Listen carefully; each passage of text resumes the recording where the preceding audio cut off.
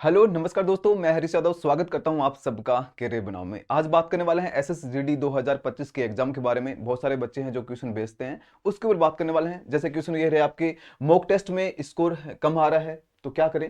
अगला है, एग्जाम पास आती है तो कॉन्फिडेंस है वो लो हो जाता है। अगला, कट ऑफ कितनी जा सकती है। अगला, क्या मेरा फर्स्ट अटेम्प्ट में सिलेक्शन हो जाएगा।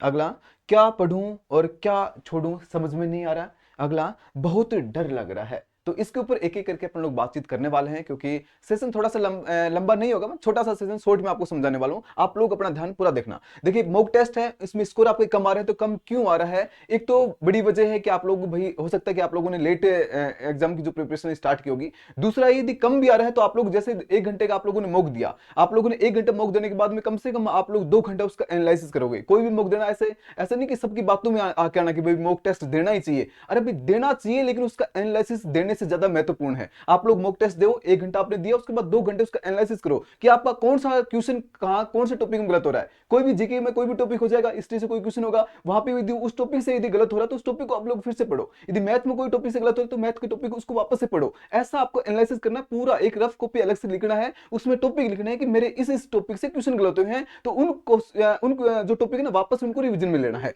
अगली बात करते हैं, एग्जाम पास आता है तो कॉन्फिडेंस लो होता है। कॉन्फिडेंस लो क्यों हो रहा है। एक तो मॉक टेस्ट को देकर के आप लोग जब नंबर कम आते हैं तो कॉन्फिडेंस ऑटोमेटिक है वो लो हो जाता है। यदि आप लोगों के मान लीजिएगा 120 नंबर आ रहे हैं, वर्तमान में 120 नंबर आ रहे हैं 160 में से, तो देखिए आपको लगता है कि यार मेरिट तो 140 से हो गई थी, 135 से 150 गई थी, तो मेरे तो नंबर 120 ही बन रहे हैं। तो चिंता करने की बात नहीं है। मॉक टेस्ट का जो लेवल होता है वो थोड़ा सा स्टैंडर्ड बनाया जाता है। यदि आप लोग एग्जाम में जब जाओगे तो आपका आराम से वहां पे नंबर है इतने 140 के आसपास आ जाएंगे। ऐसे आप लोगों को घबराने की कोई आवश्यकता नहीं। अपना कॉन्फिडेंस है उसको लो मत करो। साथ में कई सारे टीचर्स का कहना यह भी होता है कि आप लोग लास्ट टाइम में ओनली मॉक टेस्ट ही लगाओ, और कईयों का मानना यह है कि आपको लास्ट टाइम में मॉक टेस्ट नहीं लगाना चाहिए, क्योंकि कई बार होता है कि आपका स्कोर अच्छा चला गया, मान लीजिए आपका स्कोर 140 पे चला गया, उसके बाद वापस आपका स्कोर है, कई बच्चों के साथ में ये कहानी होती है, उनका स्कोर 140 पे है, उसके बाद धीरे धीरे स्कोर है वो डाउन होता आता है।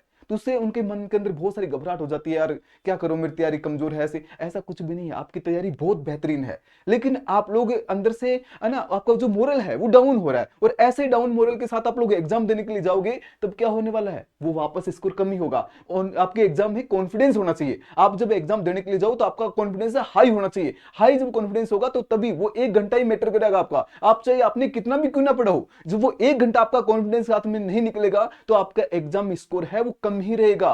तो इसलिए आपको घबराने की कोई आवश्यकता नहीं। आपका कॉन्फिडेंस है उसको लो नहीं रखना, उसका कॉन्फिडेंस है आपको हाई रखना है। जितना भी नंबर आ रहा है संतुष्ट हो जाओ, बस उसका एनालिसिस करना सीखो। आप लोग लगभग 25 तारीख तक अपने मॉक टेस्ट दे लो, उसके बाद में आपको रिवीजन करना है, लगातार लगातार रिवीजन करना है मॉक टेस्ट का, क्योंकि व्याख्या होती है, व्याख्या के अंदर आप लोग पूरा उसका एनालिसिस कर रहे हो कि कहां कहां कौन से क्वेश्चन में प्रॉब्लम आ रही है। अगला देखिएगा, कट ऑफ कितनी जा सकती है। इसके बारे में कहना थोड़ा सा मुश्किल है, लेकिन फिर भी यदि आप लोग पिछली वाली कट ऑफ के आधार पर अपन लोग देखते हैं तो कम से कम आप लोगों के 140 प्लस अब तो नंबर आने ही चाहिए। वो आगे डिसाइड होगा आपका पेपर को देखकर कि आपका पेपर किस लेवल का रहा है। एसएससी का प्रयास यही है अब की बार कि इस जो कट ऑफ आपकी गई है जीडी की उसको कम करना। तो इसके लिए हो सकता है कि थोड़ा सा क्वेश्चन पेपर में थोड़ा सा आपको पैटर्न है वो देखने को अलग मिल सकता है। थोड़ा क्वेश्चनों को घुमाएंगे, उनकी लैंग्वेज है वो हो सकता है कि क्वेश्चन आपके इजी हो, लेकिन उनको भी थोड़ा सा घुमा के पूछेंगे ताकि जो आपका स्कोर है वो कम रह सके, कट ऑफ है वो कम रह सके। इसलिए आपका स्कोर देखिए, कट ऑफ के बारे में बोलना थोड़ा सा ठीक नहीं है, फिर भी आपको रखना है कि कम से कम मेरे 140 नंबर तो आने ही चाहिए, टारगेट आपका ये रहना चाहिए। अगली बात करें, क्या मेरा फर्स्ट अटेम्प्ट में सिलेक्शन हो जाएगा। अरे भाई बिल्कुल हो जाएगा। बहुत सारे बच्चे ऐसे हैं, बहुत सारे उदाहरण आपके सामने होंगे जिनका फर्स्ट अटेम्प्ट में ही सिलेक्शन होता है। उसके बाद में तो क्या होता है, उसके बाद में वो एक भंवर जाल में फंस जाता है, गोले में फंस जाता है, बार बार कोचिंग करना, बार बार पढ़ना, बार बार एग्जाम देके आना, है ना। फिर जो है ना, एक वो माइंड हो ज्यादा काम नहीं करता, खाली दिमाग होता है उसमें। फर्स्ट अटेम्प्ट में आराम से हो सकता है, कई बच्चे दूसरे अटेम्प्ट में, कई को तीसरे में हो जाता है। कोई वैसे डरने की बात नहीं, आप लोगों ने अच्छी तैयारी की होगी तो आराम से आपका फर्स्ट अटेम्प्ट में हो सकता है। कई सारे बच्चे तो डर के नर्वस ऐसे हो जाते हैं कि मेरा तो फर्स्ट अटेम्प्ट है, मेरा तो होगा ही नहीं, इन्होंने तो 5 साल हो गए इनको तैयारी करते हुए, इनको 10 साल हो गई। कैसे कई की है ना, बहुत तैयारी करने वाले बहुत दिन से पहले से लगे होते हैं। तो ऐसी कुछ भी नहीं है। आपका भी यदि आपने तैयारी की है, यदि तैयारी की है तो फर्स्ट अटेम्प्ट में हो सकता है। यदि आपने नहीं की तो देखो फिर तो कैसे हो पाएगा। तैयारी अच्छी की है, बिल्कुल आपका सिलेक्शन हो सकता है। अगला, क्या पढ़ूं और क्या छोड़ूं समझ में नहीं आ रहा। ये भी बड़ा इंपॉर्टेंट मैटर करता है आपके एग्जाम में कि क्या पढ़ना है और क्या छोड़ना है। ऐसी व्यर्थ की चीजें भी नहीं पढ़नी है आपको कि जिनका सिलेक्शन में या फिर जिनका एग्जाम से कोई दूर दूर तक कोई रिश्ता नहीं है, वो चीजें भी नहीं पढ़नी है। पढ़ना क्या है, जो अब तक आप लोगों ने पढ़ लिया है, यानी आपका सिलेबस। आपको सिलेबस तो वैसे पता होगा, तो आपके 4 सब्जेक्ट आते हैं, हिंदी आती है आपकी, हिंदी या इंग्लिश में से आप लोग एक लिख सकते हो, उसके बाद आपकी मैथ आती है, उसके बाद आपकी रीजनिंग आती है, उसके बाद आपका जीके आता है। तो जीके में आपको वैसे सिलेबस के अनुसार आप लोगों ने देख लिया होगा, वही चीजें पढ़नी है। साथ में आपको थोड़ा करंट है, करंट जरूर पढ़ना है भाई। करंट की जैसे अभी खेल रहे हैं, अवार्ड वगैरह जो मिल रहे हैं, या फिर अपने बात करें कोई भी जैसे कोई वर्तमान में कोई घटना चर्चित में हो, कोई प्रमुख व्यक्तित्व हो, उन सबको भी पढ़ लेना है, क्योंकि वो चीजें आपके एग्जाम में पूछते हैं वहां पे।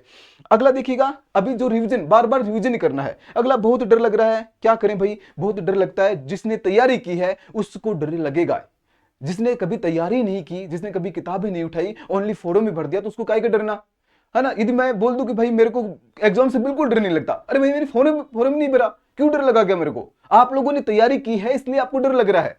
कई सारे बच्चे ऐसे सोचते हैं कि ये एग्जाम में थोड़ा सा आगे हो जाए, 1 महीने और आगे हो जाए, तो क्या पता कर मैं पूरा का पूरा है ना सिलेक्शन दे ही दूंगा। ऐसी बात नहीं होती।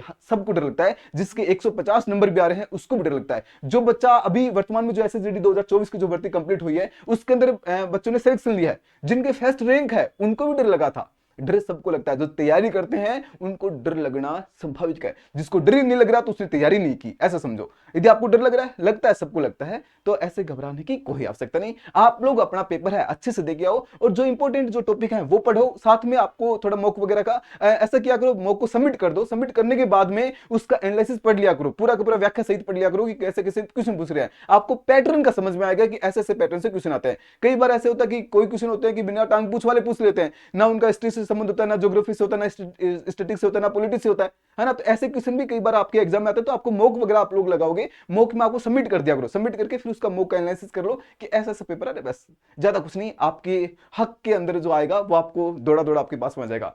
और बोलते हैं ना कई बार कि भाई जो होता नहीं है भागे में नहीं होता, वो होकर भी चला जाता है। तो आपको ऐसा कुछ भी नहीं होता, आपको अच्छे से पढ़ना है और अच्छे से अपनी तैयारी करनी है। करियर बनाओ की तरफ से आप सभी को अपनी एग्जाम के लिए बेस्ट ऑफ लक।